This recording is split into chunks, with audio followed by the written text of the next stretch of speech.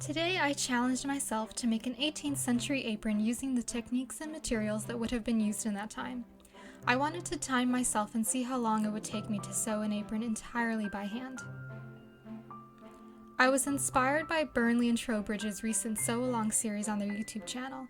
I had 2 yards of their checked linen in my stash that was just right for this project. Turns out blue checked aprons were very popular in the 18th century. I'll link below to a page full of examples. Here, I'm trimming off the selvages of the fabric with some help from Karina, the foster cat. Because my fabric has a check pattern, I was able to easily cut along the lines of the checks. I'm cutting my fabric on top of my bed because it's the largest cutting surface I have. This is a nice hack for small spaces, especially if you put a cutting mat or foam board sheet on top of your bed to protect it. Now, my historical sewing endeavors normally focus on the mid-19th century. I was perusing the 1840 edition of the Workwoman's Guide, which I'll link down below, when I was surprised to find a reference to blue checked linen aprons, nearly 100 years after they became popular. The book says that blue checked linen is very serviceable for aprons and should be entirely linen if wanted to wear well. It runs from 1 yard to 1.5 yards. I use this to inform how wide my apron should be. I cut the piece for my apron to be 1 yard wide and 30 inches long.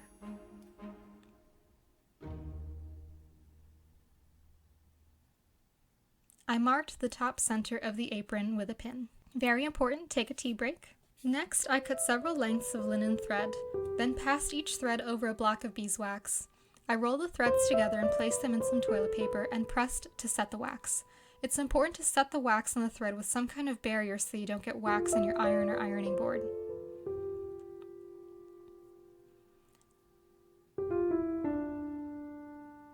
Now I started hemming the apron. Aprons are basically hemmed rectangles, which makes them a very easy project. I'm using a whip stitch to hem the edges. I'm just pressing with my finger along the checks, folding, and pressing with my finger again to make the hem. Linen is wonderful in that it will easily hold a crease, so you can finger press the fabric as you sew.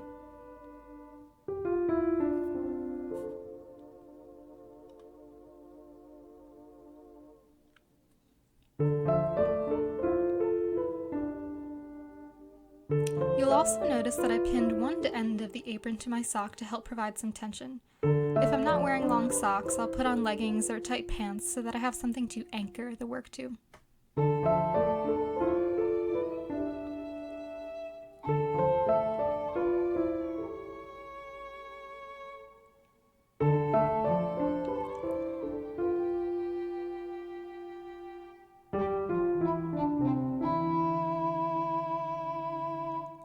I'm also sewing while sitting in bed with my back propped up on pillows. This is how I normally sew, which allows me to be comfortable and watch TV while working.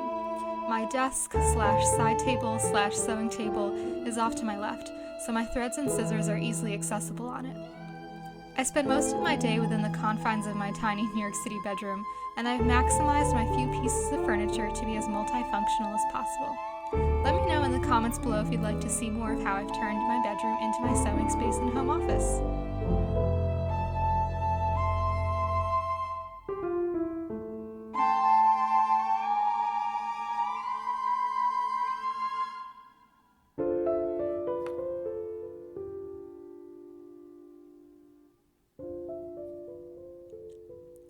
The process of sewing an apron by hand isn't new to me, as I had previously made a brown checked linen 18th century style apron.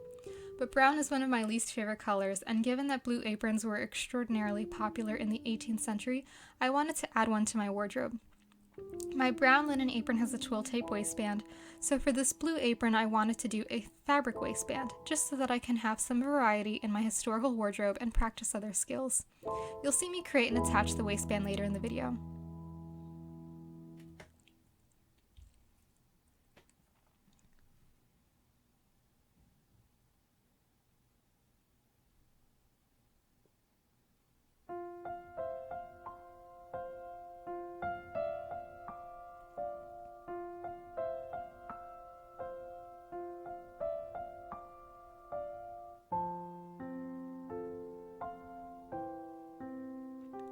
Hemming the apron was the most time-consuming part of construction and took about 3 hours. It's easy for me to fall into a rhythmic pace with hemming, and I actually quite enjoy it. For me, hand sewing is a great opportunity to enjoy an audiobook, podcast, or TV show.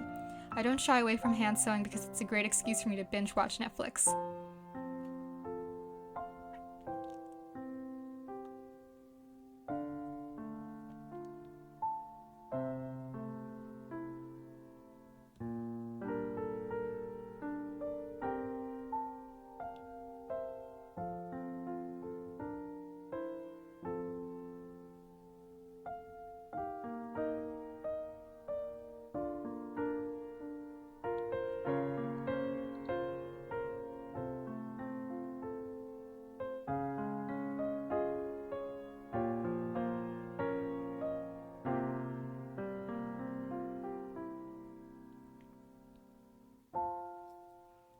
I managed to make my stitches quite small in this apron. They averaged about 10 stitches per inch, which is still on the lower end of common for the 18th century, but very good.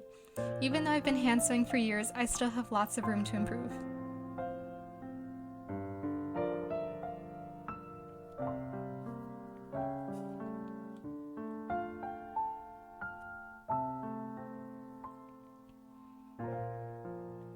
Even though Victorian sewing tends to be my focus these days, I actually got my start in historical sewing with the 18th century. When I was in high school and first discovering this whole world of historical costuming and historical sewing, I fell in love with Marie Antoinette and the Rococo style. At first, I foolishly thought that I could take a prom dress and cut it up and turn it into a Marie Antoinette style gown. And then I thought, wait a minute, if I'm going to spend all the effort hacking up a modern prom dress, why not just make something from scratch and try sewing it? So with the resources available online at the time, this is 15 years ago, so the internet was still a pretty bleak place for historical costumers, I found enough information to help guide me in sewing my own chemise, a petticoat, and pockets. I also made a chemise à la rayon, and actually, even though these pieces were made out of old sheets and sewn very poorly, they served me for many years, and I still wear the pockets and the petticoat from time to time. The other fabrics have been recycled into other things, but it was still a great experience to just dive foot first, do the best I could with the materials I had available at that time.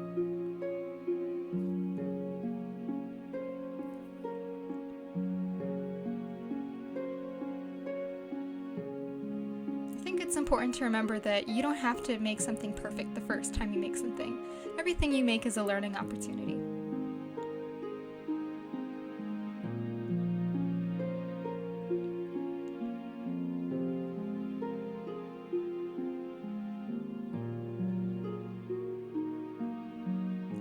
You'll notice that I transfer my work from my bed to my ironing board. I lowered my ironing board so that I could sit at it and sew, another example of a multifunctional piece of furniture. I really enjoy sewing on my ironing board. It's like having my own standing desk, and it encourages me to press as I sew. I pinned one end of my work to my ironing board so that I can continue keeping tension against my stitches.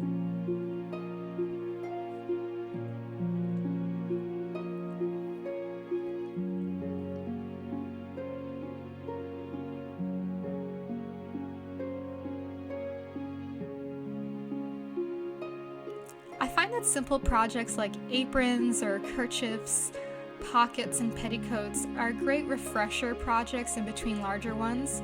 Sometimes I just feel burnt out after working on a huge gown or something very complex, and I just want to go for some simple sewing, long straight seams, just rectangular panels. It's like a palette cleanser for my sewing self. They're also really easy projects to get into because there's minimal fitting involved. Pretty much you can assemble them with 1 or 2 stitches. Like I used a whip stitch for the entirety of this apron except for where I was pleating the waistband later.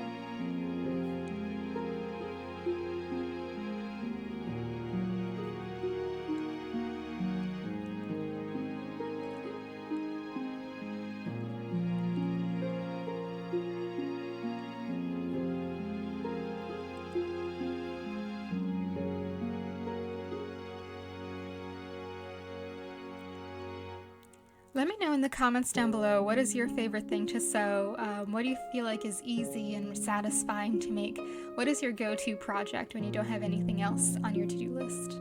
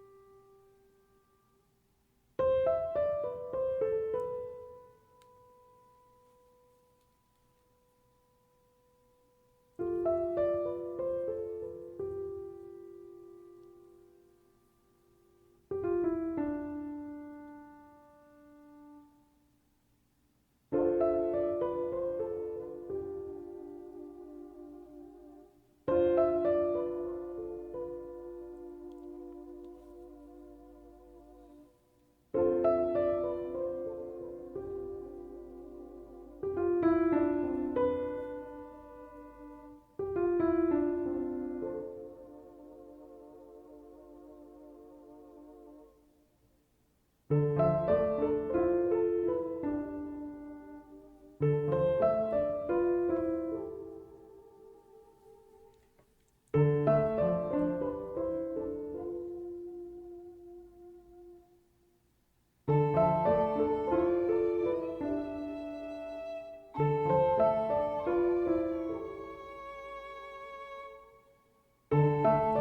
we've reached the end of the hemming.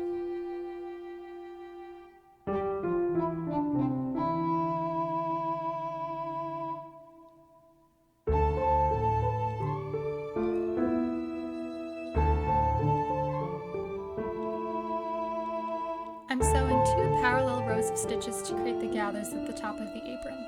This technique is known as stroked gathers. It's quite labor intensive, but it results in very neat and even gathers.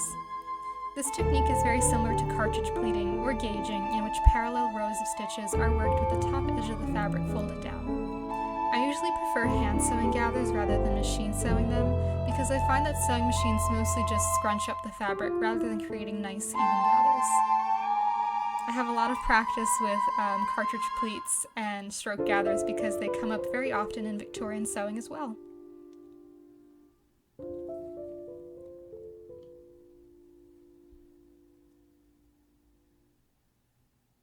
I'm once again using the checks in the fabric to guide me. I'm putting 2 stitches inside each box of the check. This is a time-intensive process, but made much easier by the nature of my fabric, which is basically a grid for my stitches. I apologize for the video quality here, but my cell phone camera had a very hard time focusing with me moving the fabric and needle so much. I'm weaving my needle through the fabric to take a few stitches at a time, which speeds up the process.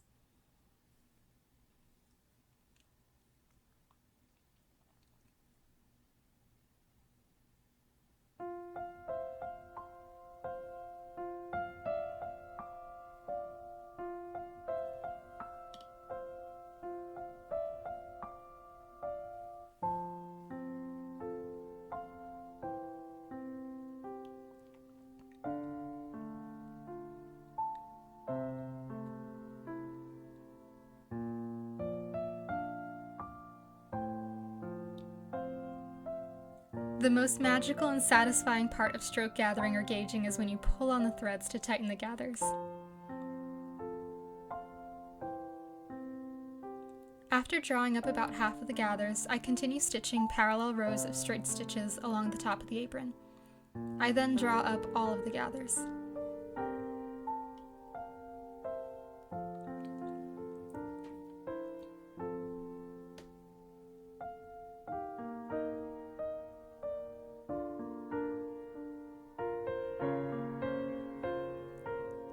Off camera, I cut out the waistband. I made it 11 inches long and 2 inches tall, which includes a 1/4 inch seam allowance all around. Once again, I relied on the checks of the fabric to guide me. I finger pressed down the seam allowances around the waistband and folded the waistband in half lengthwise. I matched up the center of the waistband with the center of the top of the apron and pinned them together. I then matched up the outer edges of the apron and waistband and pinned them together. I'm using a whip stitch to attach the waistband to the apron. I insert my needle into the peak of each gather and then into the waistband. I'm working from the front of the apron first.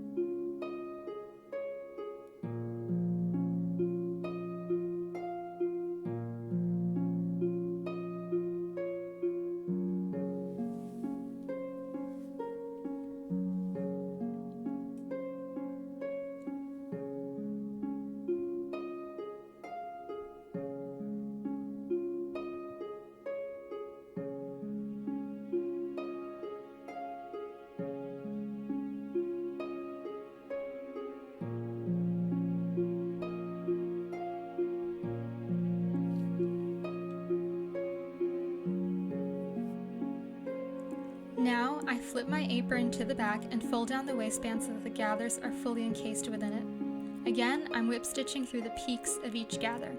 Since this is the back of the apron, these peaks are actually the valleys of the gathers seen from the front.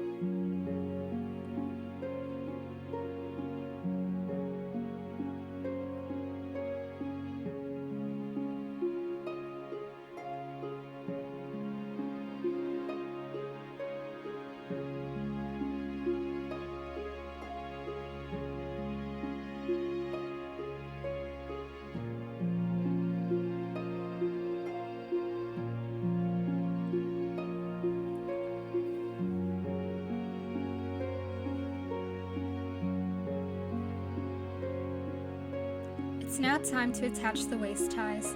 I cut 2 lengths of twill tape that were long enough to tie around me. I'm inserting one end of the twill tape into the open side of the waistband and whip stitching down from both the back and the front to secure the waist tape in place.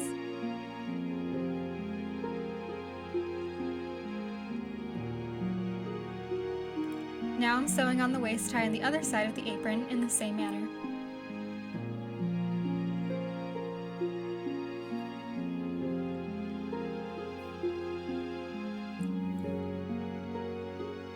I also hemmed the edges of my tape ties with a whip stitch to prevent fraying. Sewing by hand gives me better control of these small bits and pieces than I would have on my sewing machine.